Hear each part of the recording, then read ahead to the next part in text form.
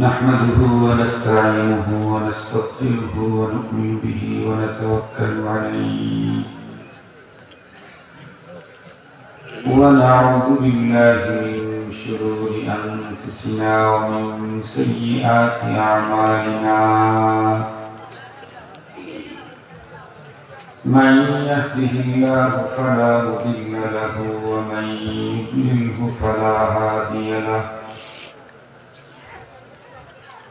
ونشهد أن لا إله إلا الله وحده لا شريك له ونشهد أن سيدنا وسندنا وحبيبنا وشفيعنا وطبيبنا وطبيب قلوبنا وأولانا ومولانا محمدا عبده ورسوله الذي أرسله بالحق إلى الخلق بشيرا ونذيرا وداعيا إلى الله بإذنه وسراجا وقمرا منيرا أما بعد فأعوذ بالله من الشيطان الرجيم بسم الله الرحمن الرحيم يا أيها الذين آمنوا عليكم أنفسكم لا يضركم من ضل إذا اهتديتم إلى الله مرجعكم جميعا فينبئكم بما كنتم تعملون صدق الله مولانا العظيم وصدق رسوله النبي الأمي الكريم ونحن على ذلك لمن الشاهدين والشاكرين والذاكرين والحمد لله رب العالمين اللهم صل على سيدنا مولانا محمد وعلى آله وأصحابه وبارك وسلم اللهم صل على سيدنا محمد النبي الأمي وعلى آله وسلم تسليما يا رب صل وسلم دائما أبدا على حبيبك خير الخلق كلهم معزز محترم অধ্যকার কক্সবাজারের ঐতিহ্যবাহী খালি কেন্দ্রীয় জামে মসজিদ প্রাঙ্গণে আয়োজিত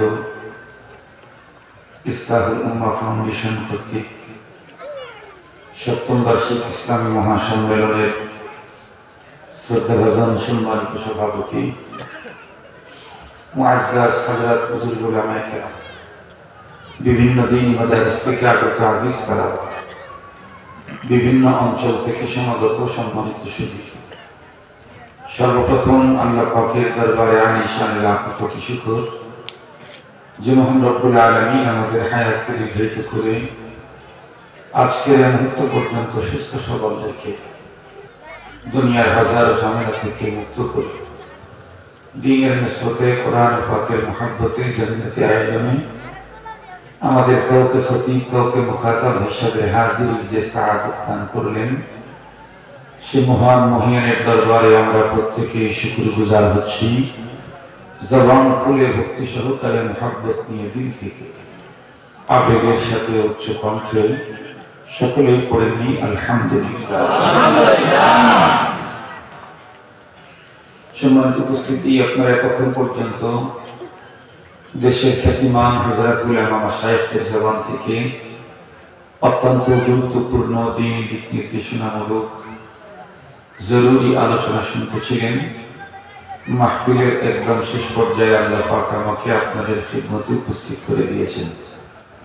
আমি মহান আল্লাহ পাকের উপরে পূর্ণ আস্থা রেখেই তার কালাম মাজিদ থেকে অল্প কিছু অংশ তিলাওয়াত করেছি। আল্লাহ পাক যদি আমাকে তৌফিক দান করেন, তার দয়া যদি শামিলে হাল হয়, তিলাওয়াতকৃত আয়াতে কারিমাকে সামনে নিয়েই গুরুত্বপূর্ণ কিছু দিন আলোচনা আপনাদের খেদমতে পেশ করব। আপনারা দোয়া করেন যাতে করে মহান আল্লাহ পাক আমাকে তথ্য সমৃদ্ধ, ইখলাসপূর্ণ আজকের এই মুহূর্তে মুসলিম উম্মার প্রয়োজনে অতীব আহাম দ্বীনি আলোচনার তৌফিক দান করেন।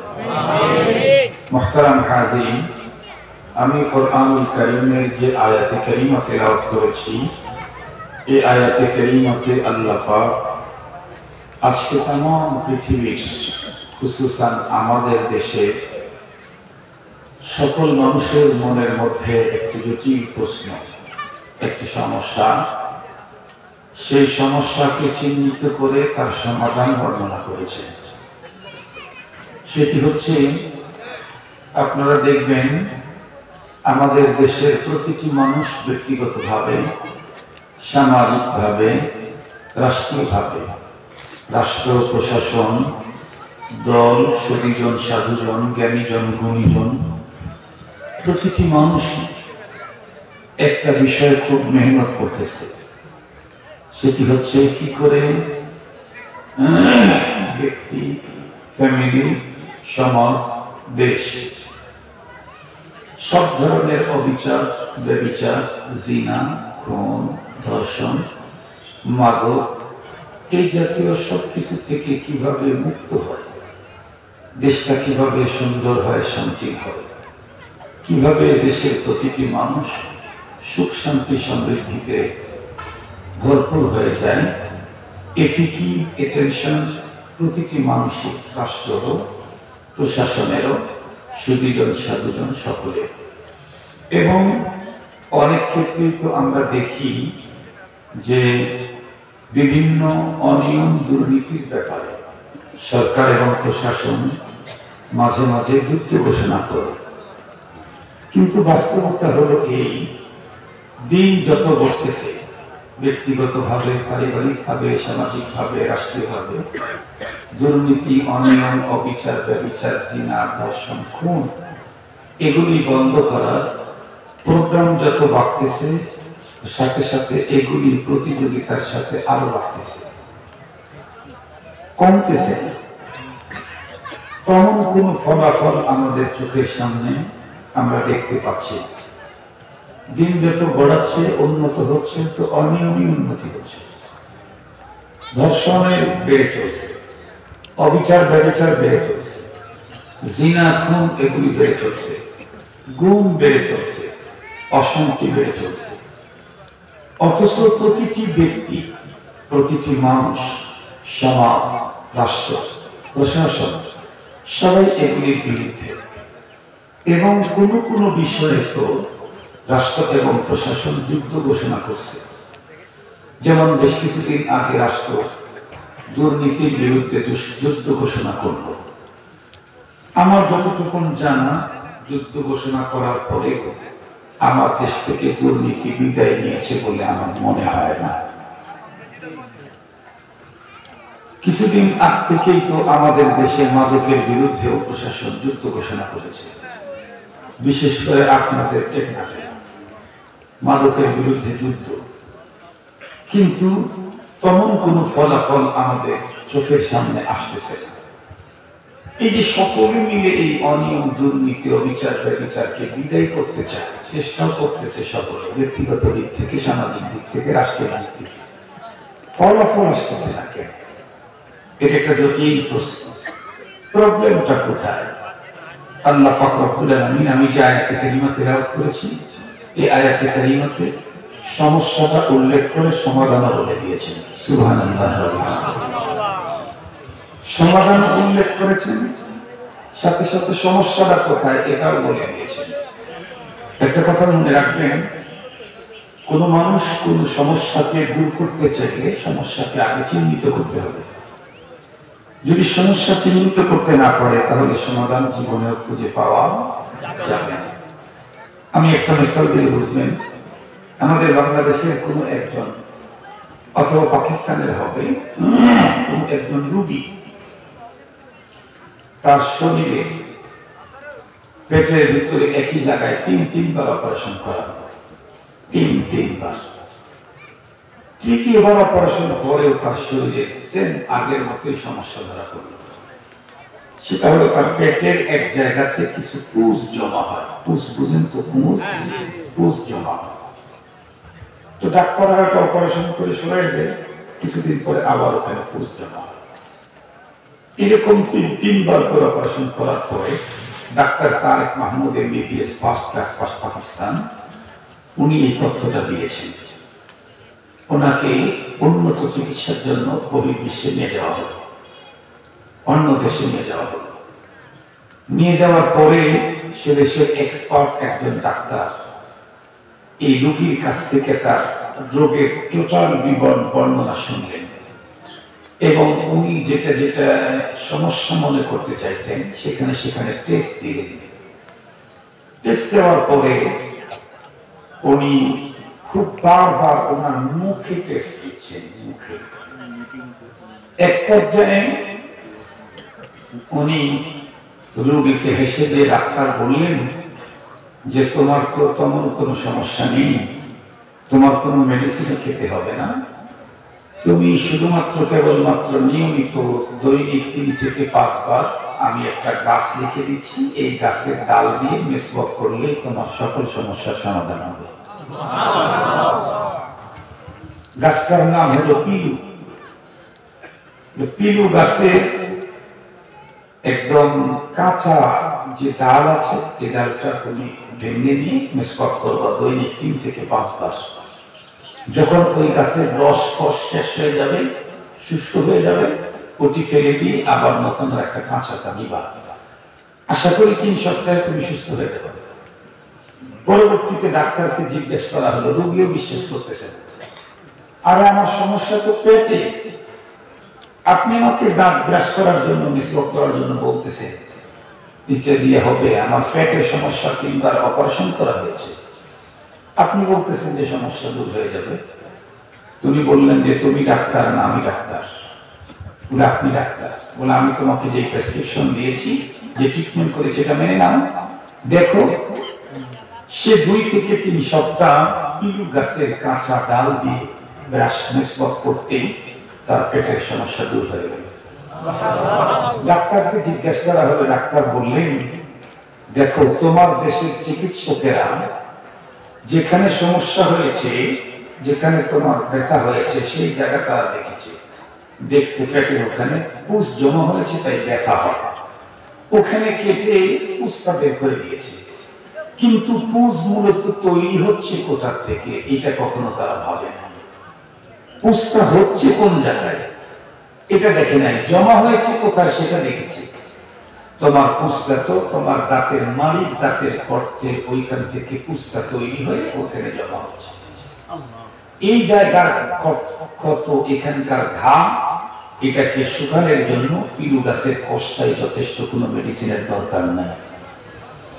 তুমি এটা ব্যবহার করলে এখান থেকে যখন পুষ জন্মিবে না তখন ওইখানে গোডাউন যাত্রা হওয়ার তো কোনো সম্ভাবনা নেই। তাহলে আগের ডাক্তার 3 বার অপারেশন করেও সাকসেস পায় না। কেন? মূল রোগের মূল প্রবলেম কোন জায়গা সেটা নির্ণয় করতে পারে না।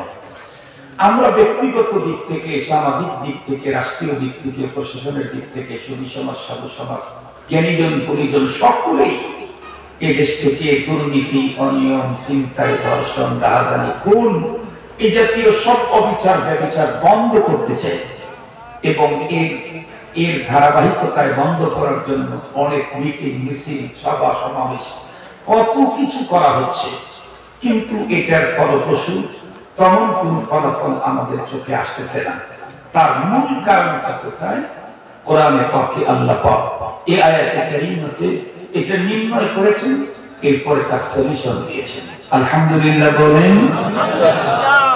আল্লাহ পাক বলেন, ইয়া আইয়ুহাল্লাযীনা আমানু আলাইকুম আনফুসাকুম, হে ঈমানদার, তোমাদের সমাজের ভিতরে যে সমস্ত ঝামেলা সমস্যা দেখতেছো, এগুলি দূর করতে চাইলে সমস্যা দূর হয় না। তার কারণ হলো তোমরা সব জাতীয় সমস্যা দূর করো, যে পদক্ষেপ তোমরা গ্রহণ করো এই পদক্ষেপটা শুরু হয় হলো অন্য থেকে, তোমাকে বাদ দিয়ে।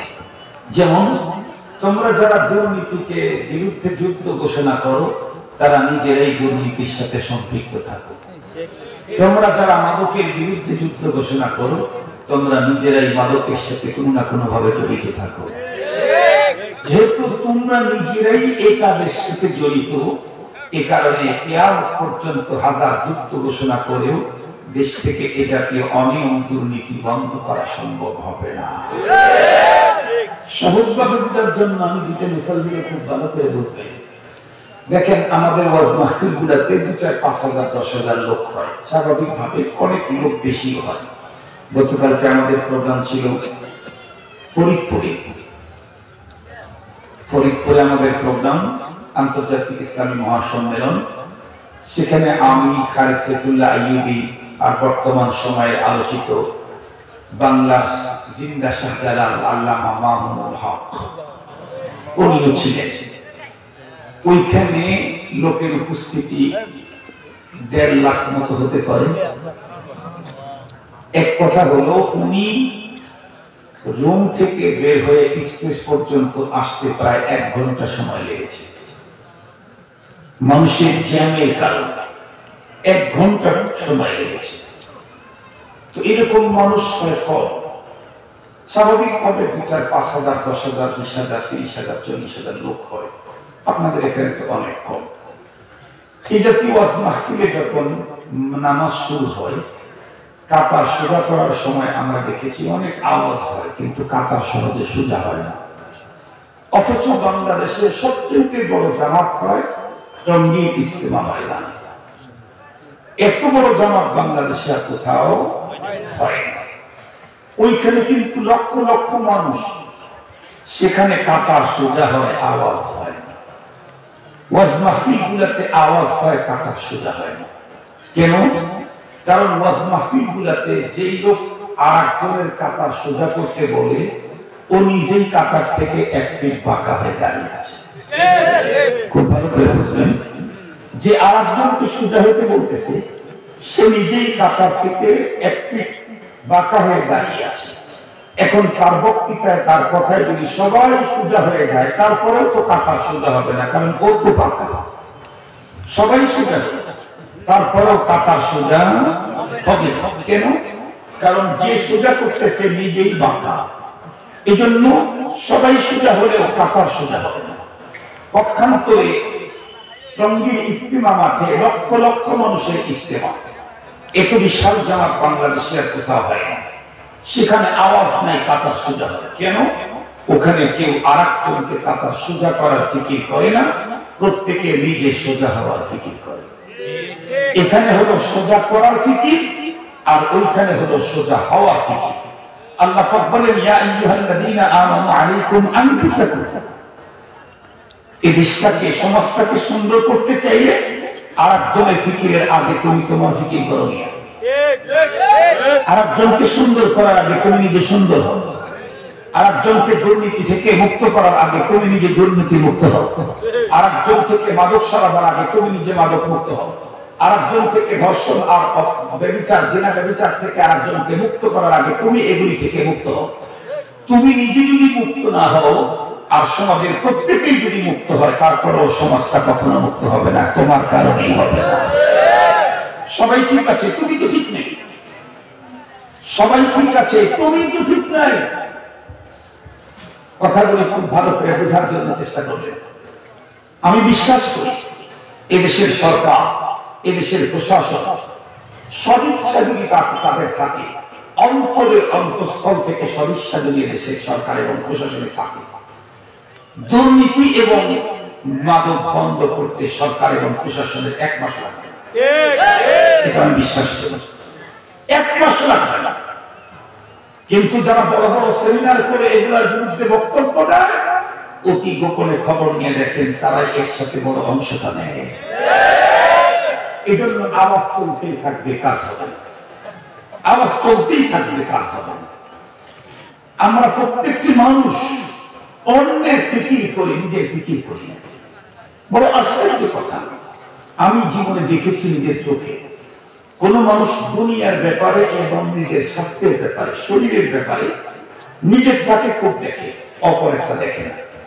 কিন্তু ধর্মের ব্যাপারে এবং আত্মার ব্যাপারে অন্যটা দেখে, নিজেরটা দেখে না। আমার কথাটা ভালো করে কিন্তু বুঝতে হবে। দুনিয়ার ব্যাপারে এবং নিজের শরীরের ব্যাপারে নিজেরটাকেই বড় মনে করে, যে কোনো সমস্যা, যে কোনো ক্ষতি অনেক বড় মনে করে, অন্যেরটা বড় মনে করে। একজনের 5 কোটি টাকা লস, তার কাছে কিছুই না। তার মাত্র 50 লাখ টাকা লস হয়েছে, সে এখন বাঁচেই না। ঠিক বললাম না? ঠিক বললাম না?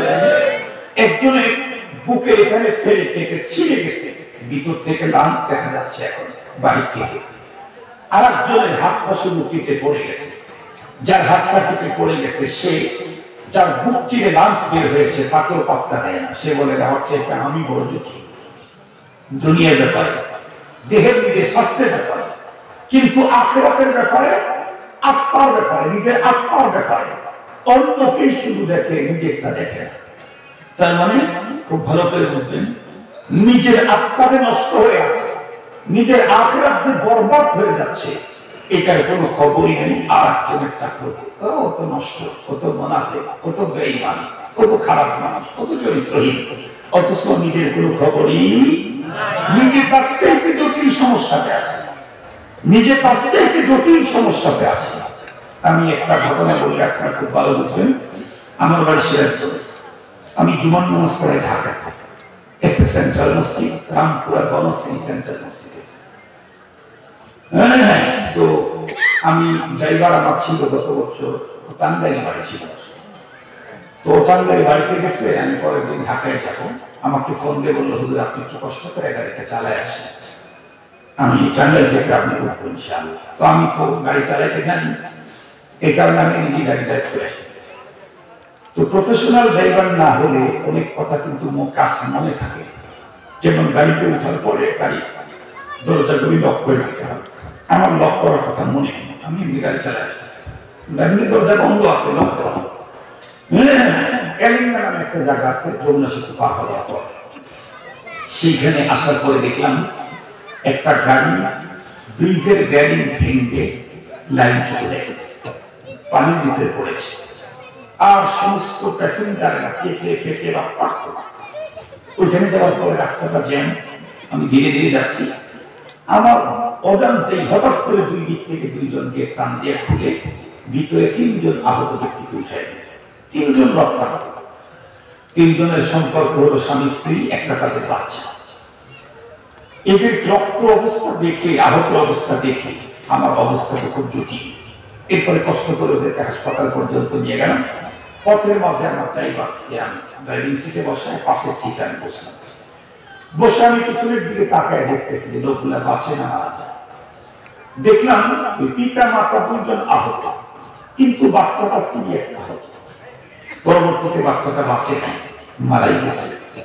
তো বাচ্চাটা অচেতন অবস্থাতেই মৃত্যুর সন্ধিক্ষণে কিছুক্ষণ পর পর মা বলে ডাকছে, আব্বা বলে ডাকছে। আর তার পিতা মাতা 2 জন আমার গাড়িতেই পাশেই বসা। সন্তান তো বাবা মার কলিজার টুকরা, মা বলে ডাকছে জীবনের শেষ ডাক। ওই সময় তো মা তাকে বাচ্চাটাকে কোলে উঠে নিবে, বুকে ধারণ করবে, কিন্তু মা শুধু আ বলে ডাকের সাড়া দিচ্ছে, বাচ্চাটাকে কোলে বুকে নিচ্ছে না, চুমা খাচ্ছে। বাবারও একই কন্ডিশন। আমি চিন্তা করলাম, মার বাবা তো তুলনামূলক তাতে ওই বাচ্চার চাইতে অল্প আহত, এরপরে কলিজার টুকরা সন্তানের অন্তিম মুহূর্ত অচেতন অবস্থায় মা বলে ডাকছে, সন্তান হারিয়ে যাচ্ছে, আর জীবনেও কোনোদিন সন্তানকে বুকে নিতে পারবে না। এরপরে মা আর বাবা কত প্রতিযোগিতা করা দরকার বাচ্চাটাকে কোলে নেওয়ার জন্য, চুমু খাওয়ার জন্য। তা খাচ্ছে না কেন?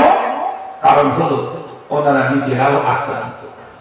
নিজের আক্রান্ততা সন্তানের তুলনায় কম হলে নিজের শরীরের ব্যথা সন্তানেরটা বেশি হলেও নিজেরটা নিজের কাছে বড় মনে হয়। তাহলে দুনিয়াতে শারীরিকভাবে আঘাতপ্রাপ্ত হলে সন্তানের আঘাতটাও আমার কাছে আমারটার চাইতে তারটা কম মনে হয়। অথচ খুব ভালো করে বুঝবেন, ধর্মের দিক থেকে, দিনের দিক থেকে, আত্মার দিক থেকে আমি সিরিয়াস আক্রান্ত, এরপরেও আমারটা কোনো আক্রান্তি মনে হয় না, অন্যটাকে আমার কাছে বেশি বড় মনে হয়। একদম উল্টো, একদম উল্টো। আল্লাহ পাক বলেন, ইয়া আইয়ুহাল্লাযীনা আমানু আলাইকুম আনফুসাকুম, এই বান্দা তোমার জন্য দরকার হলো প্রথমে তুমি তোমাকে নিয়ে ভাবা। আমরা সবাই অন্যকে নিয়ে ভাবি, নিজেকে নিয়ে ভাবার টাইম আমাদের নাই। আতা'মুরুনা আন-নাসা বিল-বির ওয়া তানসাউনা আনফুসাকুম, আমরা অন্যকে নিয়ে ভাবি, নিজেকে ভুলে যাই। আমরা নিজেকে ভুলে যাই। অথচ এই পৃথিবীতে কেউ যদি বড় হতে চায়, প্রকৃত মানুষ হতে চায়, তাহলে সে নিজেকে নিয়ে বেশি ভাববে, অন্যকে নিয়েও ভাববে, তবে প্রথম ভাববে হলো নিজেকে নিয়ে।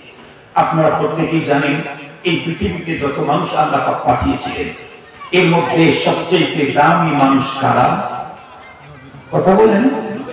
নবী রাসূলগণ। নবী রাসূলগণের থেকে উন্নত মানুষ পৃথিবীতে আল্লাহ তাআলা তৈরি করেন। হ্যাঁ, নবী রাসূলগণের পরে এই পৃথিবীর সবচেয়ে দামি মানুষ কারা? কথা বলেন। সাহাবায়ে কেরাম রাদিয়াল্লাহু তাআলা আলাইহিম আজমাইন। সাহাবায়ে কেরাম এত দামি যে স্বয়ং আল্লাহ পাক তাদের প্রশংসা করেছেন। তাদের প্রশংসায় কোরআনে পাকের জায়গা জায়গায় আয়াত নাযিল করে দিয়েছেন। এক জায়গায় তাদের ব্যাপারে আল্লাহ পাক রব্বুল আলামিন তাদেরকে পুরা মুসলিম জাতির কিয়ামত পর্যন্ত প্রতিটা মানুষের জন্য তাদেরকে মডেল ঘোষণা করেছেন। আল্লাহ পাক তাদের প্রতি এক পরিমাণ খুশি, এই কথা বলেছেন, কিয়ামত পর্যন্ত যত মানুষ তারা যদি সাহাবায়ে কেরামদেরকে সঠিকভাবে অনুকরণ করে, আল্লাহ পাক বলেছেন আমি তাদের উপরেও রাজি হয়ে যাব, তাদেরকে জান্নাত দান করে দেব। সুবহানাল্লাহ। তাহলে এই সমস্ত সাহাবায়ে কেরাম এত দামি হলেন কি করে? এত দামি হলেন কি করে? খুব ভালো করে বুঝবেন, আমাদের বাংলাদেশটাকে সোনার বাংলা বলা হয়, ঠিক বললাম? আসলে কিন্তু বাংলাদেশে তেমন কোন সোনার খনি আছে বলে আমার জানা নেই। থাকলেও এখনো কোন সোনা বের করার মতো সুযোগ আমাদের হয়নি। তারপরও সোনার বাংলা কেন? সোনার বাংলা হতে চাইলে, সোনার বাংলা করতে চাইলে সবচেয়ে বেশি জরুরি যে জিনিসটা, সেটা হলো সোনার মানুষ বানাইতে হবে। সোনার মানুষ যদি তৈরি করা যায়, তাহলে প্রকৃত অর্থে বাংলা সোনার বাংলা হবে। আর যদি চোর বাটপার লম্পট গুন্ডা দিয়ে দেশটা ভরে যায়, তাহলে সোনার বাংলা নামেই থাকবে, কাম জীবনে কোনোদিন হবে না। সোনার বাংলা করতে চাইলে সোনার মানুষ করতে হবে। আর সোনার মানুষ তৈরি করতে চাইলে অতীতের পৃথিবীর ইতিহাস একমাত্র কেবলমাত্র শুধুমাত্র ফর্মুলা হতে হবে আল্লাহ কোরআনে। কোরআনই পৃথিবীতে সোনার মানুষ করেছে, কোরআনের ফর্মুলা। বিশ্বনবী বলেছেন, খায়রুল কুরুনি কারনি সুম্মা আল্লাযীনা ইয়ালুনাহুম সুম্মা আল্লাযীনা ইয়ালুনাহুম।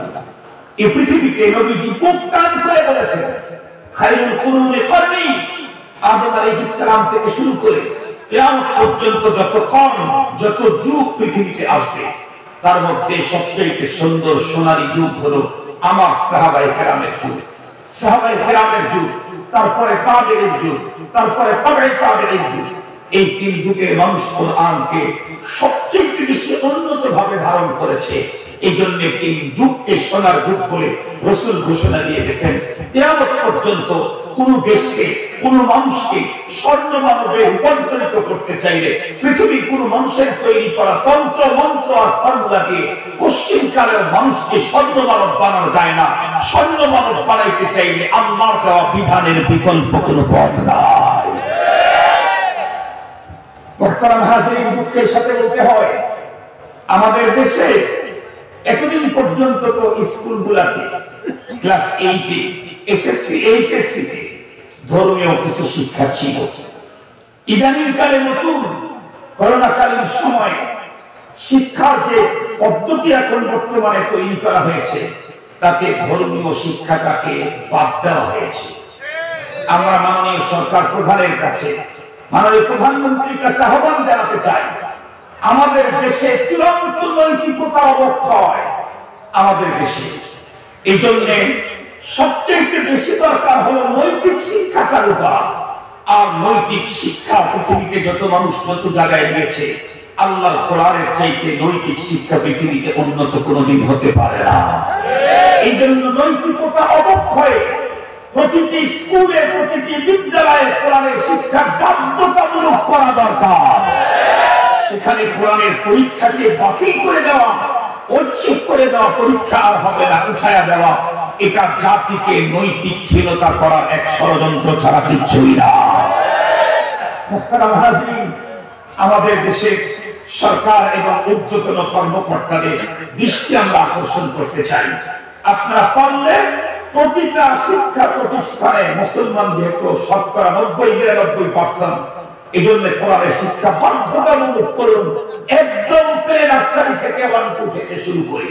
তাহলে দেখবেন ইনশাআল্লাহ নৈতিকতার অবক্ষয় ধীরে ধীরে ধীরে ধীরে ইনশাআল্লাহ শেষ হয়ে যাবে। মানুষ নৈতিকতা এক সুন্দর অবস্থান তখন পাবে যখন কোরআনে পাকে কাজ যখন তাদের লাগবে। আল্লাহ পাক এই কথাগুলি বুঝার আমল করার তৌফিক দান করুন।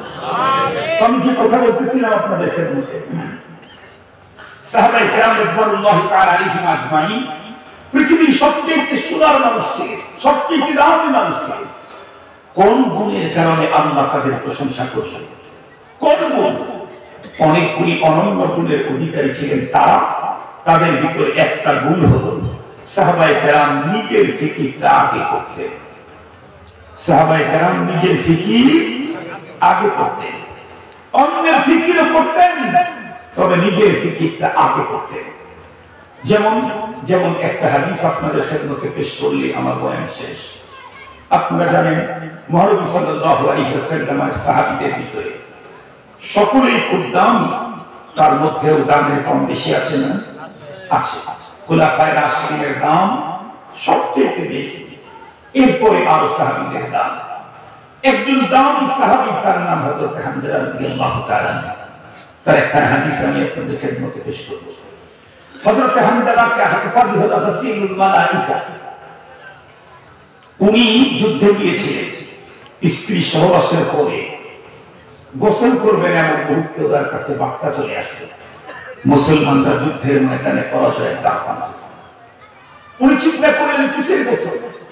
আগে চলো আল্লাহর জমিনে আল্লাহর দ্বীন হেফাজতের কাজ করতে হবে। তো উনি যুদ্ধের ময়দানে গেলেন, যুদ্ধ করতে করতে শহীদ হয়ে গেলেন। শাহাদাতের পরে যুদ্ধের সমাপনী পরে নবী আলাইহিস সালাম যোদ্ধাদেরকে, যারা জীবিত আছেন মুজাহিদ, তাদেরকে দেখলেন, শহীদদেরকে খুঁজলেন।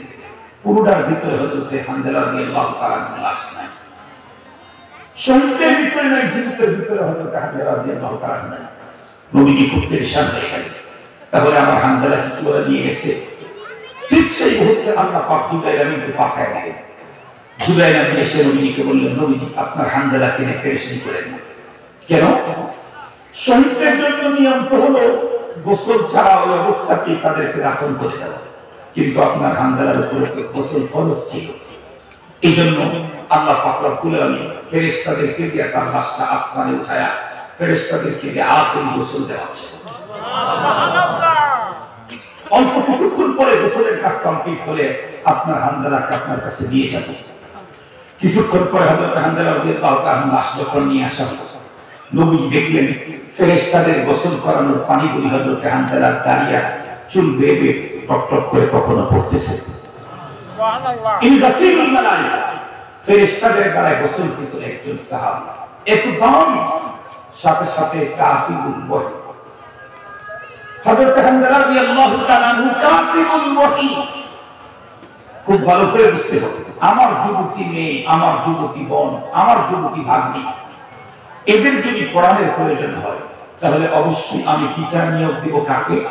যার চরিত্রের ব্যাপারে আমি 100% স্যাটিসফাইড। যে কাউকে আমি আমার যুবতী মেয়ে, যুবতী বোনের টিচার নিয়োগ দেব না।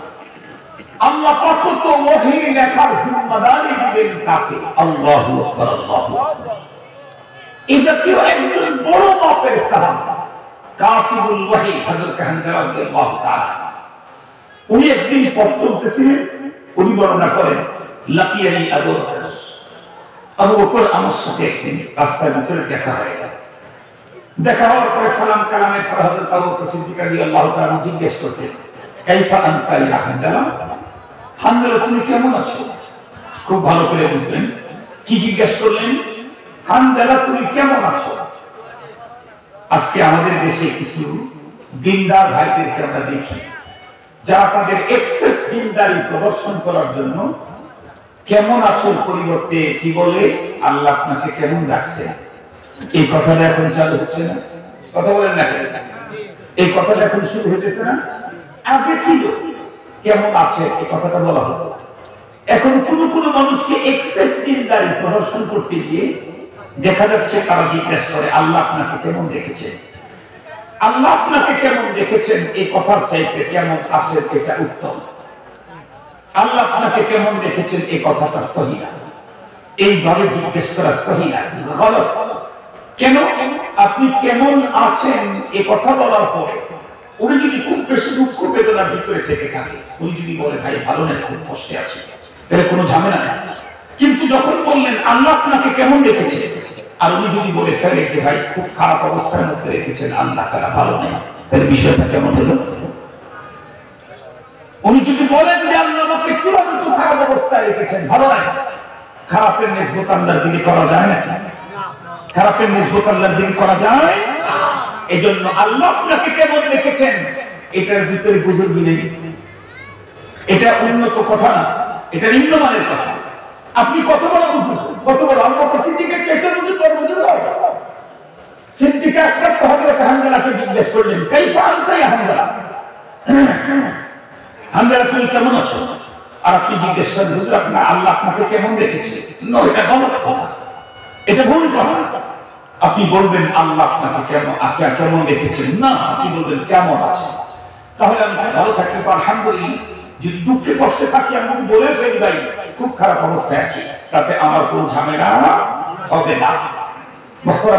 আর একটা কথা আমাদের দেশে বর্তমান চালু হয়েছে, এটাও ভালো। সেটা হলো কি, ভালো থাকে।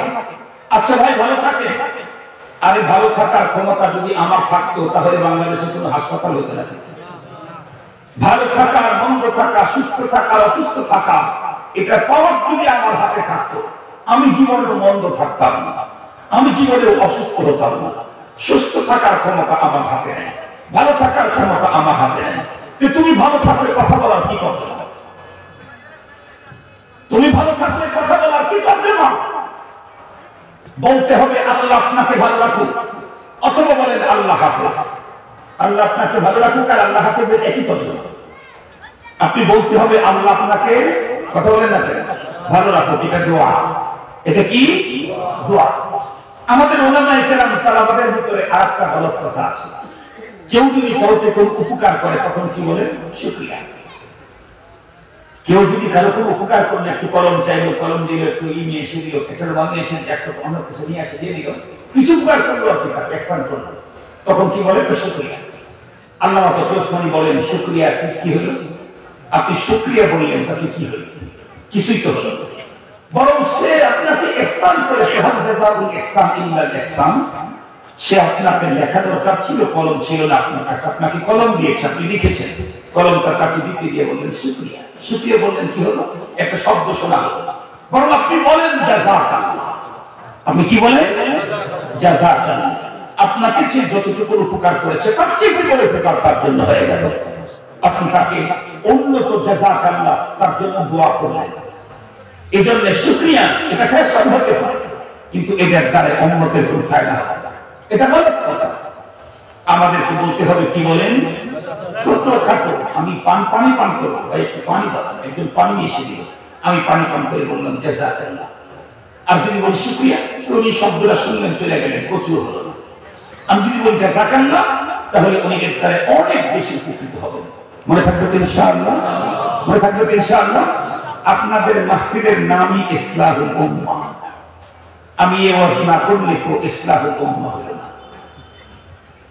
আমি শুধু একটা সুন্দর ঘটনা বলে চলে গেলাম, তাহলে তো ইসলাহুল উম্মাহ হলো না। আমার যেখানে যেখানে সমস্যা আছে সেটাকে আমাকে সংশোধন করে দিতে হবে, তার নাম হলো ইসলাহ। কথা কি বুঝতে পারছি? এই জন্য ওয়াজ হচ্ছে এই পদ্ধতিতে। আপনারা মনে মনে ভাবেন না যেহেতু এই জাতীয় ওয়াজ করতেছে কেন? ইসলাহুল উম্মাহ, ইসলাহুল উম্মাহ, উম্মতকে সংশোধন করতে হবে। ঝামেলা কোথায় আছে, ভুল কোথায় আছে সেটা শুধরে দিতে হবে। তো হযরত হানজালা রাদিয়াল্লাহু তাআলা কি বললেন? হানজালা রাদিয়াল্লাহু তাআলা উত্তর দিলেন, না ফাকা হানজালা। ভাই আবু বকর, হানজালা তো মুনাফিক হয়ে গেছে। আল্লাহু আকবার। এই কথা শুনেই হযরত সিদ্দিক আকবর বললেন, সুবহানাল্লাহ, মা তাকুল? আরে সুবহানাল্লাহ, তুমি কি বলতেছো? হানজালা মুনাফিক? তুমি তো কাতিবুল ওয়াহি, ওয়াহি লিখো। তুমি তো বিশ্বনবীর আস্থাবানের একজন সাহাবী, তুমি কেমনে মুনাফিক হলে? সঙ্গে সঙ্গে তখন সে বলতেছে, নাকুনু ইনদা রাসূলিল্লাহ সাল্লাল্লাহু আলাইহি ওয়াসাল্লাম ইউযাক্কিরুনা বিল জান্নাতি ওয়ান নাস। আমরা যখন নবীজির কাছে থাকি আর নবী আলাইহিস সালাম যখন আমাদেরকে জান্নাত জাহান্নাম আখিরাতের ওয়াজ করেন, কান্না আলাইহিম, তখন তো মনে হয় আমরা নিজের চোখে জান্নাত দেখতেছি, জাহান্নাম দেখতেছি। দিনের অবস্থাটা অস্বাভাবিক, অন্যরকমের থাকে।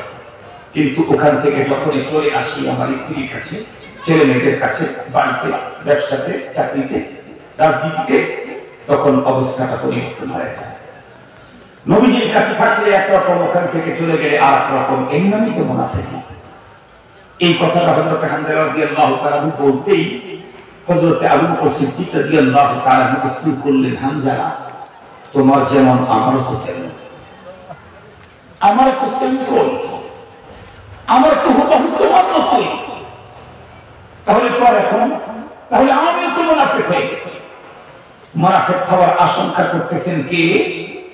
মুহাম্মাদুর রাসূলুল্লাহ সাল্লাল্লাহু আলাইহি ওয়াসাল্লামের পরে প্রথম খলিফা, বিশ্বনবীর পরে প্রথম খলিফা। এই পৃথিবীতে নবীদের পরে সবচেয়ে শ্রেষ্ঠ মানুষ, যেই মানুষটা একদিন শরীরের ভিতরে চক করছেন, তো জিবরাইল আমিন নবীজির কাছে চলে আসে চট করে অবস্থা। নবীজি জিবরাইলকে দেখে বললেন, জিবরাইল, তোমার কন্ডিশন কেন? তুমি তো সবসময় জান্নাতের রেশমি সবুজ রঙের পোশাক পরে আমার সাথে সাক্ষাতে আসো, আজকে তোমার শরীরের ভিতরে চটের পোশাক কেন? জিবরাইল আমিন উত্তর করলেন, আপনি আপনার আবু বকরকে একটু ডেকে নিয়ে আসেন। নবীজি হযরত আবু বকরকে ডাকালেন রাদিয়াল্লাহু আনহু। হযরত আবু বকর সিদ্দিক রাদিয়াল্লাহু তাআলা চলে এলেন। আসার পরে নবীজি দেখেন জিবরাইল আমিনের যে পোশাক, আবু বকরের সেই পোশাক। আবু বকর সিদ্দিক রাদিয়াল্লাহু আনহুর যে পোশাক, জিবরাইল আমিনের সেই পোশাক। নবীজি একবারে দিকে তাকান, আবার ওদিকে তাকান। জিবরাইল আমিন দেখে বলল, নবীজি, শুধু আবু বকর আর আমাকে দেখতেছেন?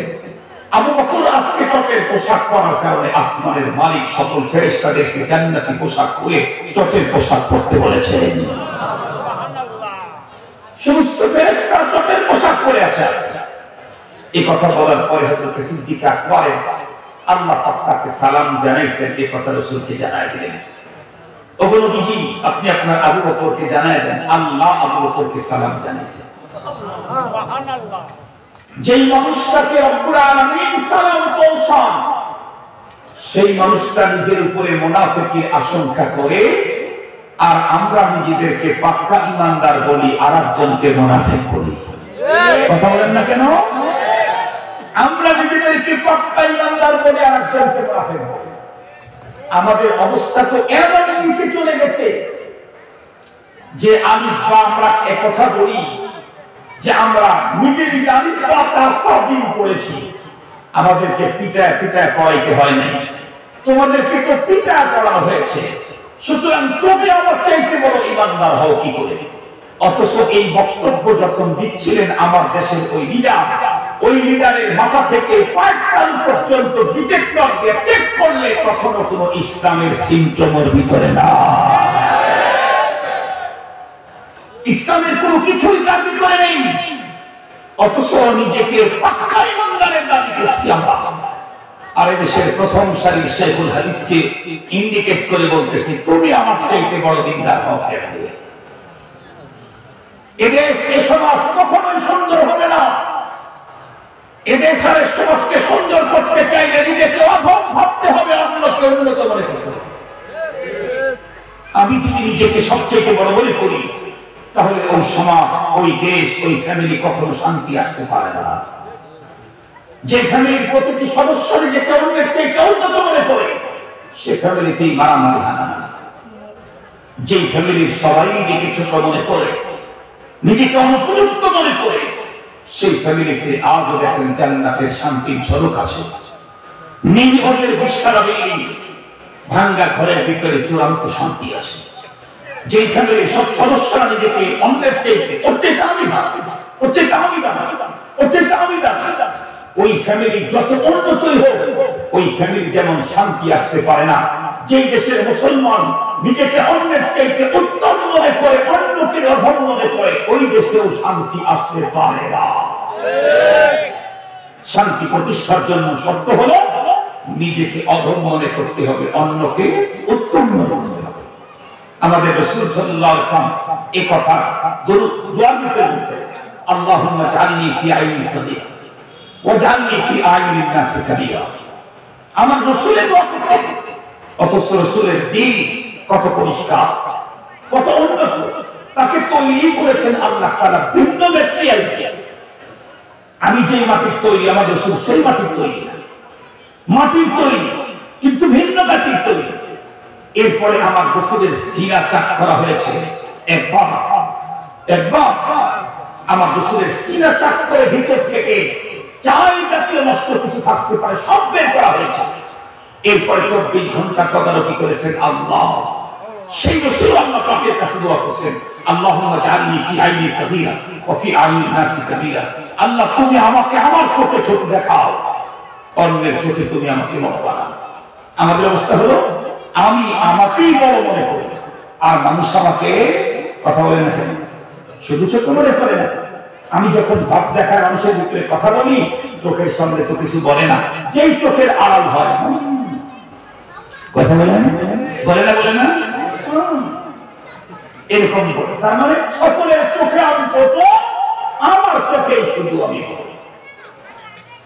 মুসলমান ভাইরা আমার কথাগুলা দিলে বুঝবেন, বিশ্বের ভিতরে নবীদের ভিতরে সবচেয়ে বড় নবী আমাদের পয়গম্বর।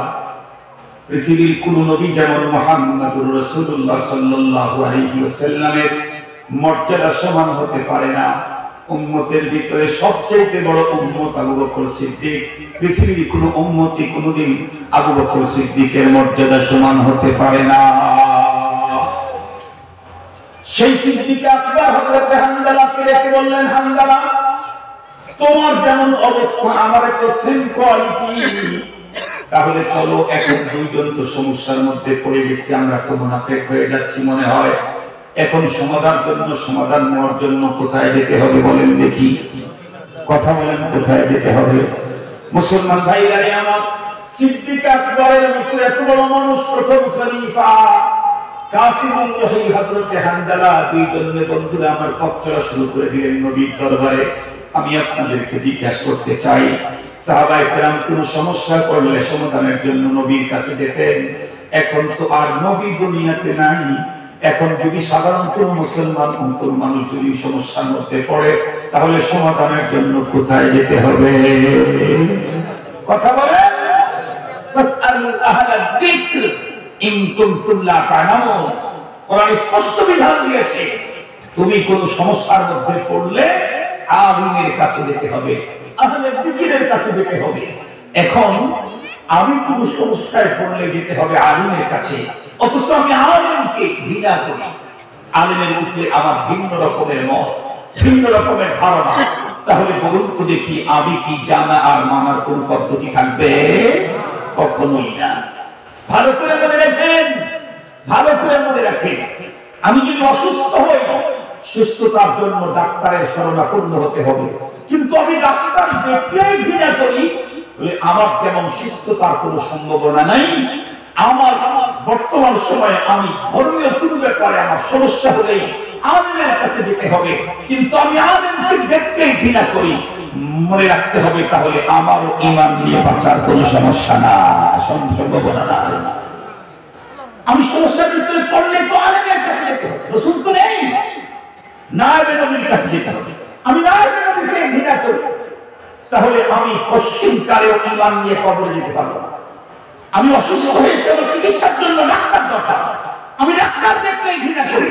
তাহলে আমার জীবনে যেমন সুস্থতা আসতে পারে না, কোন সাধারণ মানুষ আলেমকে দেখলে ঘৃণা করে, জীবনে ইমানদারি আসতে পারে না। মনে রাখবেন, মনে রাখবেন, মনে রাখবেন। মুহতারাম হাজরিন, হযরত আবু বকর সিদ্দিক, হযরত হামজা রাদিয়াল্লাহু তাআলা দুইজনে মিলে পথ চলা শুরু করছে। চলে গেলেন হযরত নবী আলাইহিস সালামের কাছে। সালাম কালাম হলো। নবী আলাইহিস সালামকে ডাইরেক্ট সর্বপ্রথম হযরত হামজা বলে ফেললেন, নাফাকা হামজা ইয়া রাসূলুল্লাহ।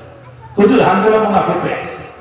ভালো করে বুঝবেন, উনি যে বলতেছেন যে হামজা মুনাফিক হয়েছে, হুজুর অন্যের ব্যাপারে বললেন না নিজের ব্যাপারে? কথা বলেন না কেন? আবার বলেন। আর আমরা কি বলি? হুজুরের লোকটা কিন্তু খুব খারাপ, হুজুর আমার কিন্তু খুব নষ্ট, হুজুর আমাকে কিন্তু মেয়েদে ভালো না, হুজুরের লোকের কিন্তু চরিত্র ভালো না। আমরা হুজুরের কাছে এসে বলি অমুক খারাপ, অমুক খারাপ, অমুক খারাপ। হযরতে হানজালা নবীজির কাছে এসে বললেন, আমি নিজে নষ্ট হয়ে গেছি। বুঝাচ্ছে কি আপনাদের? বুঝাচ্ছে কি আপনাদের? আমরা আমাদের ফিকির করি, সাহাবায়ে কেরাম নিজের ফিকির করতে। বিশ্ব নবীজি জিজ্ঞাসা করলেন কেমনে? হযরতে হানজালা তখন একই উত্তর দিলেন, ওগো নবীজি, যতক্ষণ পর্যন্ত আমরা আপনার দরবারে থাকি, তখন আপনি যখন জান্নাত জাহান্নামের ওয়াজ করেন, আমাদের দিনের অবস্থা তখন এক রকমের থাকে। আর যখন আপনার কাছ থেকে বিবি বাচ্চার কাছে যাই, ব্যবসা বাণিজ্য কারবারের কাছে যাই, তখন অবস্থা পরিবর্তন হয়ে যায়। এটাই তো মুনাফিকি। বিশ্ব নবী তখন উত্তর করলেন, না না না, আমার কাছে থাকতে তোমাদের দিনের অবস্থা এক রকমের হয়, আর এখান থেকে চলে গেলে আর এক রকমের হয়। লাউ তাদুমুনা আলা মা তাকুলুনা ইনদি লাসাফাহাতকুমুল মালাইকাতু আলা ফুরুশিকুম ওয়া ফি তুরুকিকুম। আল্লাহু আকবার। ওয়ালাকিন হাদা সাআতান সাআতান সালাত মাররাত। আল্লাহু আকবার। নবী রাসূল বলেন, না না, এটা তো দিনের অবস্থা এক এক সময় এক এক রকমের হয়। তুমি যেটা বলতেছো আমার কাছে থাকলে তোমাদের দিনের যে কন্ডিশন হয়, এটা যদি সবসময় থাকতো, তাহলে তো ফেরেশতারা তোমাদের বেডরুমে গিয়ে মুসাফা করার জন্য বীর জমাইতো। পথে চলতে থাকলে তখন তোমরা পথ চলতে পারতাম।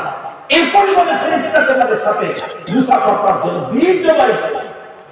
লাসাফাহাতকুমুল মালাইকাতু আলা ফুরুশিকুম ওয়া ফি তুরুকিকুম।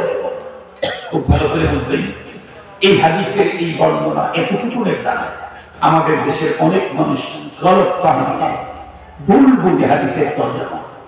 এই জন্যই তো আমরা বলি, বাসায় বসে বসে আলিফ বা তা সা জিম হা খ পড়ে দিনদার হওয়া যায় না।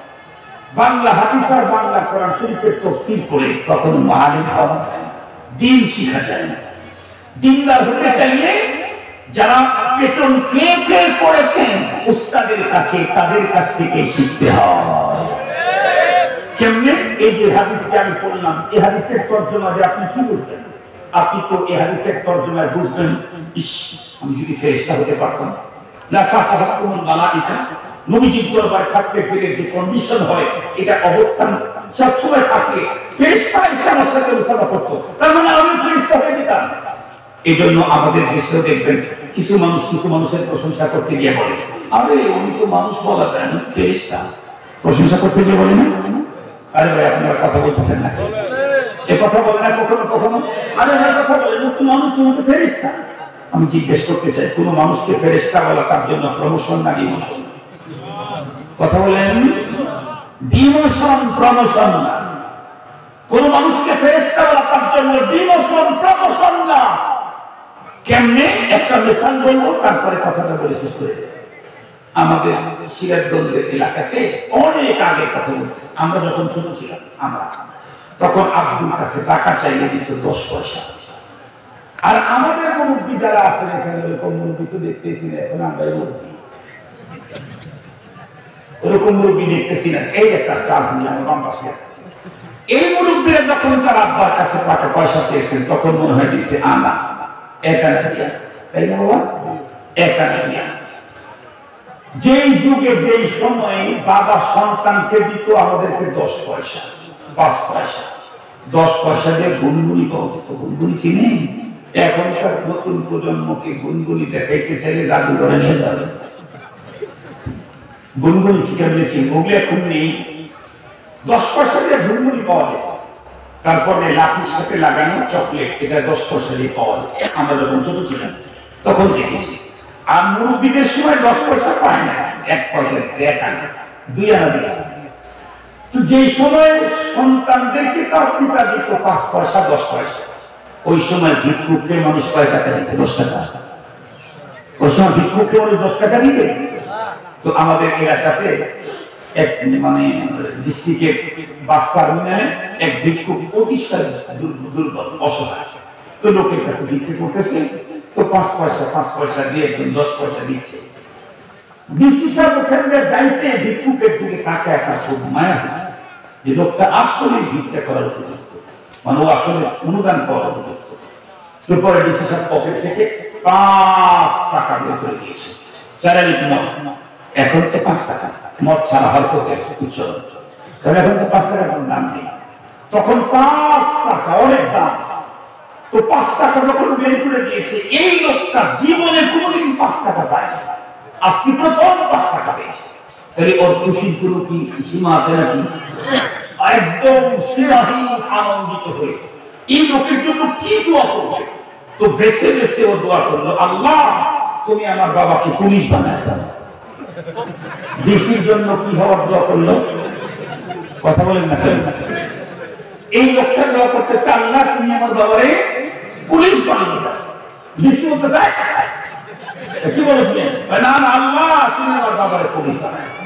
তো আবার বলতেছে, তার মানে ওর জেহেনের মধ্যে আছে যে দুনিয়ার সবচেয়ে বড় হলো পুলিশ, এর চেয়ে উপরে আর কেউ নেই।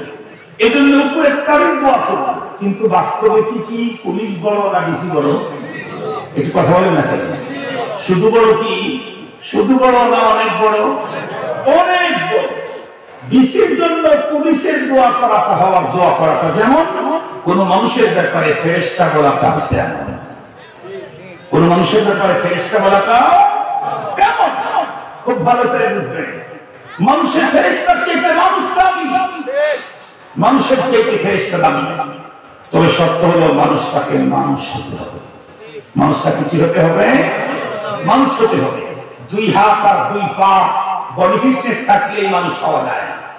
গর্বসুরত আদমি ইনসাফ দে, গর্বসুরত আদমি ইনসাফ দে, আহমদ আবু জহল হাম এক সাব দে, আদমিয়ত লহম সহম কুস্তনিস, আদমিয়ত জুজরে জায়ে দোস্তনিস, আদমিয়ত জুজরে জায়ে দোস্তনিস। আপা থাকলে মানুষ হওয়া যায় না। মানুষ হতে চাইলে মালিকের সন্তুষ্টি অর্জন করতে হয়। মানুষ ফেরেশতার চাইতে দামি। এই বিষয়টা আপনাদের সাথে বলেই আমি আমার আলোচনাকে কি টোটাল আলোচনা করলাম এটা বুঝায় আপনাদের কাছ থেকে বিদায় করব। আপনারা বলেন তো দেখি, আপনাদের কারো বাড়ি আছে এই জায়গার নাম যেন কি? থ্যাংখালি। এই থ্যাংখালিতে আপনাদের কারো একটা বাড়ি আছে, এরপরে আর একটা বাসা করলেন কক্সবাজারে। এটার চেয়ে ওটা কম দামি হবে, এটার চেয়ে এটা কম দামি হবে না বেশি দামি হবে? কক্সবাজারে একটা বাসা আছে, এরপর একটা ঢাকা করে, তাহলে ওটা কি কম দামি হবে? পরেরটা ঢাকা একটা বাসা আছে, এরপর একটা কুয়ালালামপুর করবে, তাহলে পরে যেটা তৈরি করলেন ওটা আরো কম দামি হবে না আরো বেশি? কুয়ালালামপুর আছে, ওখান থেকে একটা ভাষা আমেরিকায় একটা বাসা একটা করলেন আমেরিকার সিটিতে, একদম হোয়াইট হাউসের পাশে, তাহলে এটার দাম আরো কম হবে। দুনিয়ার নিয়ম হলো পরে যেটা আসে এটা দামি হবে। মানুষকে আল্লাহ আগে তৈরি করছেন না ফেরেশতা আগে তৈরি করছেন? কথা বলেন, ফেরেশতা আগে বানাইছেন না মানুষ আগে বানাইছেন? ফেরেশতা আগে তৈরি করছেন। আল্লাহ পাকের পরবর্তী প্রোডাক্ট হলো মানুষ। মানুষ যখন তৈরি করবেন আল্লাহ পাক ফেরেশতাদেরকে জানালেন, ওয়া ইদ ক্বালা রাব্বুকা ইন্নী জাইলুন ফিল আরদি খলিফা। আল্লাহ পাক বললেন ফেরেশতাদেরকে, এই আমি একটা নতুন প্রোডাক্ট তৈরি করতে চাই, আমি একটা নতুন প্রোডাক্ট তৈরি করতে চাই। ওরা কি উত্তর করলো? আতাজালু ফিহা মান ইফসিদু ফিহা ওয়া ইয়াসফিকুদ দিমা ওয়া নাহনু নুসাব্বিহু বিহামদিকা ওয়া নুকদ্দিসু লাক। আল্লাহ এমন একটা প্রোডাক্ট তৈরি করবেন যারা কোন খারাপি হাসান চিন্তাই এগুলো করবেন, আপনার তাসবিহ তাকদীস আপনার ইবাদত এগুলোর জন্য আমরাই তো যথেষ্ট আছি। আল্লাহ পাক কি বললেন? ক্বালা ইন্নী আ'লামু মা লা তা'লামুন। আল্লাহ পাক বললেন আমি যা জানি তোমরা তা জানো না। তার মানে কি? তার মানে তোমরা যে ইবাদত করো সেই ইবাদতের জন্য মানুষ তৈরি করি না। তোমরা যেমন তাসবিহ করো ওই জাতীয় তাসবিহর জন্য মানুষ তৈরি করি না। তোমরা যেমন তাকদীস বয়ান করো ওই জাতীয় তাকদীসের জন্য আমি মানুষ তৈরি করি না। খুব ভালো করে বুঝবেন, গ্রামগঞ্জের ভিতরেও মিষ্টি পাওয়া যায়। একদম নিবিড় পল্লী গ্রামের ভিতরে মিষ্টি তৈরি হয় আটা দিয়ে। নরমাল বন্ধুরা, নরমাল মিষ্টি তৈরি হয়, 1 কেজির দাম 100 টাকা। ঢাকা শহরের ভিতরে গেলে মিষ্টি তৈরি হয় 1 কেজির দাম 1200-1600 টাকা। 1 কেজির দাম 100 টাকা, এটাও মিষ্টি। 1200 টাকা কেজি দামের মিষ্টি, ওটাও মিষ্টি। এই দুইটার ভিতরে যেমন ব্যবধান, ফেরেশতাদের ইবাদত আর আল্লাহ পাকের বান্দা মানুষদের ইবাদতের ভিতরে তার চাইতে আরো বড় ব্যবধান। কবি বড় সুন্দর করে বলেন, दर्द दिल के वास्ते पैदा किया इंसान को, वरना तौत के लिए कुछ कम न था करूबिया, वरना तौत के लिए कुछ कम न था करूबिया। খুব ভালো করে বুঝবেন, আল্লাহ পাক বললেন ইন্নী আলাম মা লা তা'লামুন, আমি যা জানি তোমরা তা জানো না। যে ইবাদতের জন্য মানুষকে তৈরি করছি ওই জাতীয় ইবাদত করার যোগ্যতা কোন ফেরেশতার ভিতরে আল্লাহ দেন নাই। মানুষের ইবাদতের এমন ইবাদতের যোগ্যতা আছে যে ইবাদতের যোগ্যতা ফেরেশতার নাই। সহজ বুঝবার জন্য একটা মিসাল দিয়ে ইবাদত করতে, একটা ঘরের মধ্যে 3 জন লোক বসে আছে। ঘরের ভিতরে চলতেছে উলঙ্গ মহিলার নাচ, চলতেছে মনিটর। এমনি মহিলারা নাচতেছে না, ওই বড় 56 ইঞ্চি 60 ইঞ্চি আছে না আপনাদের বিভিন্ন চাষের মধ্যে বাড়ির বাসাতে আছে না, অনেকের বাসাতে একটু আছে 40 ইঞ্চি মনিটর। ওখানে উলঙ্গ নারীদের চূড়ান্ত ড্যান্স নাচ চলতেছে। ঘরের দরজা জানালা সব বন্ধ, ভিতরে আছে 3 জন মানুষ। 3 জন দুই কোয়ালিটি, একজন অন্ধ, 2 জন চোখ। এই 2 জন চোখ করা অন্য 3 জন লোক বসে আছে, কিন্তু ওই নাচ ড্যান্স দেখতেছে একজন, আর 2 জন লোক ওদিকে তাকাইতেছে না, নিচের দিকে তাকায়, নিচের দিকে মাথা নিচে নয় দিয়ে আস্তাগফিরুল্লাহ আস্তাগফিরুল্লাহ বলতেছে। তাকায় দেখতেছে না যে এখানে হলো 2 জন, তার মধ্যে একজন চোখ করা আর একজন অন্ধ। এই 2 জনই মাথা নিচের দিকে আস্তাগফিরুল্লাহ বলতেছে, দেখতেছে না। বলেন তো দেখি, ওই নর্তকীদের নাচ না দেখার দিক থেকে তো 2 জনই সমান। অন্ধ লোকও দেখতেছে না, চোখ করাও দেখতেছে না, কিন্তু তাই বলে মর্যাদা কি 2 জনেরই সমান? জোরে বলেন। অন্ধের কোনো ক্রেডিট আছে না? এখানে অন্ধের কোনো মর্যাদা আছে? কোনো ক্রেডিট আছে? কেন? ও তো দেখলো না, আর ও দেখলো কি? দেখার যোগ্যতাই তো নাই। ও দেখলো না মানে ওর তো দেখার যোগ্যতাই নাই। এই জন্য অন্ধ যদি না দেখে এটা তার কোনো ক্রেডিট নাই। দরজাবানি তওবা করদান শিওয়ে পয়গম্বরি, वक्त की पीली गुल के जालिम नी कुनत परहेजगारी। যার চোখ নাই তার তো দেখার যোগ্যতা নাই, সে যদি না দেখে তার কোনো ক্রেডিট না। কিন্তু যার চোখ ছিল, দেখার যোগ্যতা ছিল, মনের ভিতরে আবেগ ছিল, বন্ধুরা আমার, তারপরেও আল্লাহর ভয়ে দেখেন, এই সম্পূর্ণ ক্রেডিট হলো তা। আল্লাহ পাক ফেরেশতা তৈরি করছেন, তাদের খাবারের দরকার নাই, স্ত্রী পুত্র কন্যা নাই, সামাজিক কোন অবস্থান তাদের নাই, এসব পায়খানার কোনো জরুরত নাই, রাজনীতি আর দেশের ভিতরে এই জাতীয় কোন কার্যক্রমের প্রয়োজন নাই, এমনকি কোনো গুনাহ করার যোগ্যতা চাহিদা কোনটাই তাদের ভিতরে নাই। এই জন্য ফেরেশতা 24 ঘন্টায় যদি আল্লাহর তাসবিহ পড়ে, এই তাসবিহতে অত মজা না, মজা তো ওই তাসবিহর ভিতরে একদিক থেকে মনের ভিতরে চাহিদা আছে, অপর দিক থেকে গুনাহ করার যোগ্যতাও আছে। এরপরেও ছেড়ে দিয়েছে কেবলমাত্র আল্লাহ পাকের মুহাব্বত আর প্রেমের বন্ধনে আবদ্ধ হওয়ার কারণে ওই তাসবিহ আর সিজদার ভিতরে বেশি মজা। दर्द दिल के वास्ते पैदा किया इंसान को, वरना तौत के लिए कुछ कम न था करूबिया, वरना तौत के लिए कुछ कम न था करूबिया। इधर बुजुर्गरा बोलें 10 बाकार दिल गायार, बुजुर्गरा बोलें 10 बाकार दिल गायार। প্রকৃত আল্লাহওয়ালা, প্রকৃত এই সমস্ত মানুষের ইবাদত আল্লাহ পাকের কাছে মজা। হাতগুলি দুনিয়ার কাজে লাগানো আছে, কিন্তু দিলের সম্পর্ক কার সাথে থাকে? আল্লাহর সাথে। দেখেন না আমাদের দেশে কত মানুষ চাকরি করে, চায়নাদের সাথে চাকরি করে, ওই থাইল্যান্ডের লোকের সাথে চাকরি করে, কাজ করে, সবসময় থাকে থাইল্যান্ডের লোকদের সাথে, থাকে চায়নাদের সাথে, থাকে মালয়েশিয়ার লোকদের সাথে, সবসময় তাদের সাথে সম্পর্ক হলো কাজের, কিন্তু অফিসে আদালতে যেখানে থাকুক এইটা থাকে ফ্যামিলির দিকে। কথা বলুন ঠিক না? জোরে বলেন। যেখানে কাজ করুক, উখিয়াতে কাজ করুক, আর ওই টেকনাতে কাজ করুক, আর আমাদের পেটুলিয়াতে কাজ করুক, যেখানে কাজ করে তাদের সম্পর্ক তো কলিগদের সাথে থাকে, অনেকের সাথে থাকে, কিন্তু 24 ঘন্টার দিনের সম্পর্ক থাকে ফ্যামিলির সাথে, ফ্যামিলির দিকে। দুনিয়ার মানুষ যারা আল্লাহ পাক যাদেরকে তৈরি করছেন, এরা দুনিয়ার কাজ করবে, ছেলে মেয়ের কাজ করতেছে, মেয়ের কাজ করতেছে, ঘরের কাজ করতেছে, ব্যবসার কাজ করতেছে, চাকরির কাজ করতেছে, রাজনীতির কাজ করতেছে, সব কাজে হাত লাগানো আছে, কিন্তু মাগার দিল আছে কার সাথে? আরে পুজোরে বলেন দিল আছে কার সাথে? আল্লাহ পাক বলেন এইদেরকে হলো মজা বেশি, আর এই জাতীয় মজাওয়ালা ইবাদতের জন্য আমি মানুষ তৈরি করেছি। এই জন্য মানুষকে ফেরেশতা বলাটা প্রমোশন না ডিমোশন? আরে পুজোরে বলেন প্রমোশন না ডিমোশন? ডিমোশন। তবে আজকের আলোচনার খুলাসা টোটাল কথা হলো একটা, সাহাবায়ে কেরাম যে এত বড় হয়েছেন, আল্লাহ তাদের ভূয়সী প্রশংসা করেছেন, তাদের ভিতরে যে গুণগুলি ছিল তার একটা ছিল নিজেকে নিয়ে বেশি ফিকির করতেন, অন্যকে নিয়েও করতেন, আগে নিজেকে নিয়ে করতেন। আর আমরা অন্যটাই শুধু দেখি, নিজেকে নিয়ে ফিকির করার টাইম, কথা বলেন, নিজেকে নিয়ে ফিকির করার টাইম আমাদের নাই। নিজের অন্তর ঠিক নাই, নামাজ ঠিক নাই, কালিমা ঠিক নাই, ওযু ঠিক নাই, গোসল ঠিক নাই, কোরআন শরীফের তিলাওয়াত ঠিক নাই, নাই নামাজ ঠিক, নাই রোজা ঠিক, নাই হজ ঠিক, কোনটাই ঠিক নাই। এগুলি ঠিক করার কোনো পেরেশানি নেই। ওই যে আরেকজন তো নষ্ট, ও তো খুব খারাপ, ও তো জঘন্যতম, মানে আরেকজনকে নিয়ে শুধু ফিকির, নিজের ফিকির করতে পারতেছি না। আমরা যখন নিজের ফিকির করব, আল্লাহ পাক আমাদের মর্যাদা বাড়ায় দিবেন। আল্লাহ পাক আমাদের প্রত্যেককে নিজেকে নিয়ে ভাবার তৌফিক দান করুন। আর একটু জোরে বলেন না? অন্যকে নিয়ে ভাবতে হবে, তবে আগে কাকে নিয়ে ভাবতে হবে?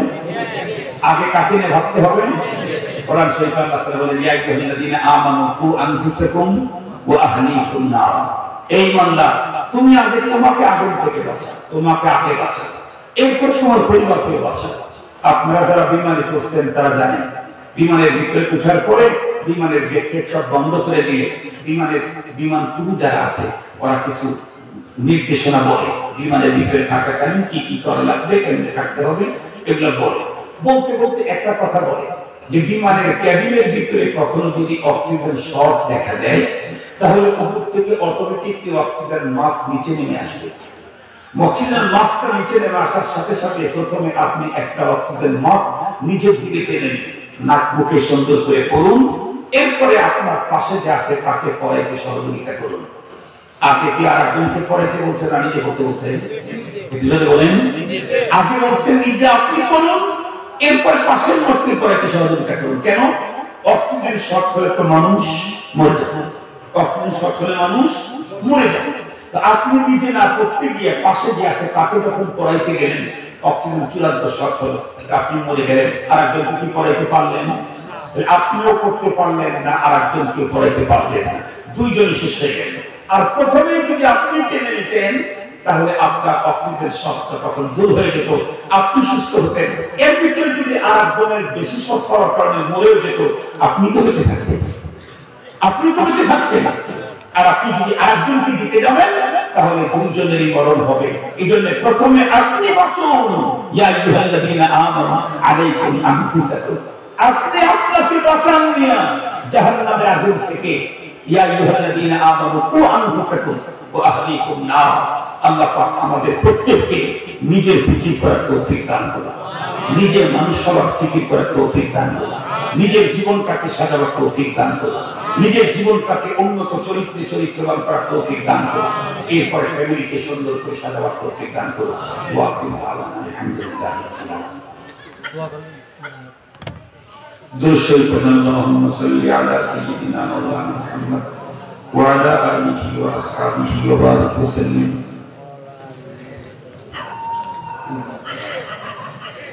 আমাদের কাছে অনেকেই বিভিন্ন সময় দোয়া দরখাস্ত করেন, আমরা অনেককে দোয়া করার দোয়াটাও দিই। আমাদের শাশুড়ি অসুস্থ, যেটা মেডিকেলের চিকিৎসা দিয়েছে, আমরা আল্লাহ পাকের কাছে দোয়া করব। আর দোয়া সিলাহুল মুমিন, দোয়া হলো মুসলমানদের সবচেয়ে দামি হাতিয়ার। যখন কোনো হাতিয়ার দিয়ে কাজ না হয় তখন দোয়া হাতিয়ার। সভাপতি মহোদয় যিনি, উনি অসুস্থ, মৌলানা জাকির হোসেন সাহেব, উনি অসুস্থ, ওনার জন্য দোয়া চাওয়া হয়েছে। এই মাহফিলের ইন্তজামে যারা পরিশ্রম, অর্থ, সম্পদ দিয়েছেন তাদের সবার জন্য দোয়া। তাম পৃথিবীর মুসলমানদের জন্য দোয়া। তাম পৃথিবীর জালেমদের জিন্দানখানায় যত মুসলিম আছে, মজলুম, আল্লাহ তাদেরকে যেন নুসরত করেন, এই জন্য দোয়া। তাম পৃথিবীর মুসলিম মা বোনদের ইজ্জত যারা নষ্ট করছে, লুণ্ঠন করছে, ওই জাতীয় জালেমদের কি যেন আল্লাহ তাআলা হেদায়েত দান করেন, মুসলিমদেরকে যেন আল্লাহ তাআলা নুসরত করেন, এই জন্য দোয়া। তাম পৃথিবীর অসহায় মুসলিম যারা ক্ষুধার কারণে রাস্তার ভিতরে খাদ্যের অভাবে পড়ে পড়ে দুঃখে দুঃখে তাদের জীবন শেষ হচ্ছে, তাদের আল্লাহ পাক যেন রিজকে হালালের ব্যবস্থা করে দেন, এই জন্য দোয়া। আমাদের প্রত্যেককে যেন আল্লাহ তাআলা দুনিয়া এবং আখিরাতের কল্যাণ নসিব করেন, নিজেদের জীবনকে সুন্দর করে সাজাবার তৌফিক দান করেন, এই জন্য দোয়া। আমাদের মাঝ থেকে বিগত সময় বিশ্বাস অনেক বড় বড় বুজুর্গ চলে গেছে, তাদের রফে দারাজাতের জন্য দোয়া। আল্লাহ পাক যেন আমাদের দেশ এবং পৃথিবীকে করোনা মুক্ত করে দেন, সব ধরনের আযাব আর গজব থেকে যেন আল্লাহ পাক হেফাজত করেন, এই জন্য দোয়া। আলহামদুলিল্লাহি রাব্বিল আলামিন, والصلاة والسلام على سيد الأنبياء والمرسلين وعلى آله وأصحابه أجمعين. اللهم لك الحمد كله ولك الشكر كله ولك الخلق كله ولك الملك كله بيدك الأمر كله إليك يرجع الأمر كله إنك على كل شيء قدير. يا حي يا قيوم برحمتك نستغيث أصلح لنا شأننا كله ولا تكلنا إلى أنفسنا طرفة عين. رب ارحمهما كما ربياني صغيرا رب ارحمهما كما ربياني صغيرا. ربنا هب لنا من أزواجنا وذرياتنا قرة أعين واجعلنا للمتقين إماما. اللهم ارفع عنا البلاء والوباء، اللهم ارفع عنا البلاء والوباء. اللهم إنا نعوذ بك من البرص والجنون والجذام ومن سيء الأسقام. اللهم احفظنا من الجراثيم والجراد والطاعون ومن سائر البليات يا رب العالمين. اللهم اهدنا الصراط المستقيم صراط الذين أنعمت عليهم غير المغضوب عليهم ولا الضالين. اللهم اهدنا واهد بنا واهد الناس جميعا. اللهم إنا نسألك الخير كله ونعوذ بك من الشر كله. رب العالمين বাংলাদেশের পর্যটন ডিস্ট্রিক্ট কক্সবাজারের ঐতিহ্যবাহী থ্যাংখালী ইসলাহুল উম্মাহ পরিষদের উদ্যোগে আয়োজিত সপ্তম বার্ষিক ইসলামী সম্মেলনের আখেরি মুহূর্ত, রাত্রি 12টা পেরিয়ে গেছে। আল্লাহ হাজার হাজার মুসলমান নারী পুরুষদেরকে নিয়ে তোমার আলিশান দরবারে ভিক্ষুকের ন্যায় হাত উঁচু করেছি। দয়া করে মেহেরবানি করে আমাদের প্রত্যেকের আশা বসা এবং ইসলাহুল উম্মাহ পরিষদখানা কবুল মঞ্জুর করে নাও। রব্বুল আলামিন জিন্দেগীর কোন নেক আমল যদি তোমার দরবারে কবুল না হয়ে থাকে, আল্লাহ আজকের মাহফিলখানা উপলক্ষ করে তামাম জীবনের সকল ইবাদতের মঞ্জুরি দিয়ে দাও। রব্বুল আলামিন তুমি তোমার কুদরতের চোখে চেয়ে দেখো, এখানে এমন কোনো মানুষ নেই যেই লোকের আপনজন কবরে যায় নাই, বরং অনেকেই তো আমার মতো পিতা হারানো সন্তান হাত উঁচু করেছে। কেউ বা তার মার মতো সোনার মুখখানি নিজ হাতে কবরের মাটিতে দাফন করেছে, কেউ বা তার পরিবার টুকরা সন্তানের জানাজা নিজেই পড়িয়েছে। আল্লাহ জানি না আমাদের আপনজন কবরের ভিতরে কে কোন হালতে আছে। আমাদের প্রত্যেকের আপনজনের কবর তুমি জান্নাতের বাগান বানিয়ে দাও। রব্বুল আলামিন तमाम दुनियाর মজলুম মুসলমানদেরকে জুলুমের হাত থেকে বাঁচাও। तमाम জালেমদের জিন্দাখানার ভিতরে যত মজলুম মুসলমান আছে তাদেরকে নুসরত করো আল্লাহ। ওগো রব্বুল আলামিন, तमाम দুনিয়া থেকে তুমি করোনার মতো মহামারীকে হটায় দাও। আমাদের দেশটাকে করোনা মুক্ত করে দাও। সব ধরনের আযাব আর গজব থেকে আমাদের এই মাতৃভূমিকে তুমি হেফাজত করো আল্লাহ। রব্বুল আলামিন, জানি না কার দিলের ভিতরে কোন বৈধ তামান্না আছে, গো কবুল করে নাও। জানি না কে কোন পেরেশানি আছে, পেরেশানি দূর করে দাও। জানি না কে কোন রোগে আক্রান্ত, আল্লাহ শিফা দিয়ে দাও আল্লাহ। সভাপতি মহোদয় এবং মোহতারাম হুজুরের শাশুড়ি দুইজনে অসুস্থের জন্য দোয়া আবেদন করা হয়েছে আল্লাহ। তাদের প্রত্যেককে তুমি সুস্থতার সঙ্গে নেক হায়াত বাড়িয়ে দাও। রব্বুল আলামিন, আমাদের ছেলে মেয়েদেরকে দিনদার বানাও আল্লাহ। আমাদের ছেলে মেয়েদেরকে দিনদার বানাও। কুফরি শিরক বিদআতের ছোঁয়া থেকে তাদের প্রত্যেককে হেফাজত করে নাও আল্লাহ। আল্লাহ, ইসলাহুল উম্মাহ পরিষদকে তুমি কবুল ও মঞ্জুর করে নাও। এই পরিষদের সদস্য যারা আছে তাদের প্রত্যেককে দিন দুগুণা রাত গুণা দিনই তারাক্কি দান করো। দুনিয়াতেও হাসানা দান করো, আখিরাতেও হাসানা দান করে দাও। ওগো রব্বুল আলামিন, মেহেরবান আল্লাহ, বিগত 20 সালে আমাদেরকে ছেড়ে চলে গেছেন এদেশের বুজুর্গ ওলামায়ে কেরামের এক বড় জামাত। আল্লাহ, তাদেরকে তুমি ক্ষমা করে দাও, তাদের তুমি জান্নাতের আলা মাকাম নসিব করে দাও। আমাদের বুজুর্গরা যারা মুরব্বিরা বেঁচে আছেন তাদের প্রত্যেককে সুস্থতার সঙ্গে নেক হায়াত বাড়িয়ে দাও। খুসুসান জিনাই পাবনাগরী আমির হেফাজত আল্লাহ, সুস্থতার সঙ্গে হুজুরের নেক হায়াত বাড়িয়ে দাও। রব্বুল আলামিন, আমার প্রিয় মুর্শিদ আরিফ বিল্লাহ অধ্যক্ষ মিজানুর রহমান চৌধুরী, ওনার সুস্থতার সঙ্গে নেক হায়াত বাড়িয়ে দাও। রব্বুল আলামিন, আমাদের কাছে কত মানুষ দোয়ার আবেদন করে থাকে, আমাদের কাছে অনেকেই দোয়ার হক রাখে, আমরা অনেককে দোয়া করার ওয়াদা করে থাকি। আল্লাহ, প্রত্যেকের হকে তুমি দোয়া কবুল ও মঞ্জুর করে নাও আল্লাহ। এখানে তালাবারা এসেছে, আমি তাদেরকে কি দিয়ে ফেরত দেব আল্লাহ? আমার কাছে দেওয়ার মতো কিছু নেই, তোমার কাছে তো কোনো জিনিসের অভাব নাই আল্লাহ। তুমি নিজেই বলেছো, ইন মিন শাইইন ইল্লা ইনদানা খাযাইনুহু ওয়া মা নুনাজ্জিলুহু ইল্লা বিকদারিন মালুম। আল্লাহ, সকল তালাবাদেরকে আগামী দিনে হুসাইন আহমদ মাদানী বানায় দাও, সকলকে আনোয়ার শাহ কাশ্মীরি বানায় দাও, সকলকে হাকিম উম্মত মুজাদ্দিদুল মিল্লাত আশরাফ আলী থানভী বানায় দাও আল্লাহ। সকলকে হযরত ইলিয়াস রাহমাতুল্লাহি আলাইহির মতো আলেম মুবাল্লিগ হিসেবে কবুল ও মঞ্জুর করে নাও। উলামা তুলাবাদেরকে তোমার খাজানা ইলম থেকে ইলম দাও গো আল্লাহ। ইলমের অনুযায়ী আমলের তৌফিক দান করো, আর সকলের আমলের ভিতরে ইখলাসের সম্পদ দিয়ে দাও গো আল্লাহ। সকলের আমলের ভিতরে ইখলাস দান করো আল্লাহ। সকলের আমলের ভিতরে ইখলাস দান করো আল্লাহ। আল্লাহ, তুমি আমাদের অপরাধের কারণে তোমার ঘরের দরজা আমাদের থেকে বন্ধ করে দিয়েছিলে, আর যেন জীবনে কোনোদিন তোমার ঘরের দরজা বন্ধ না হয়।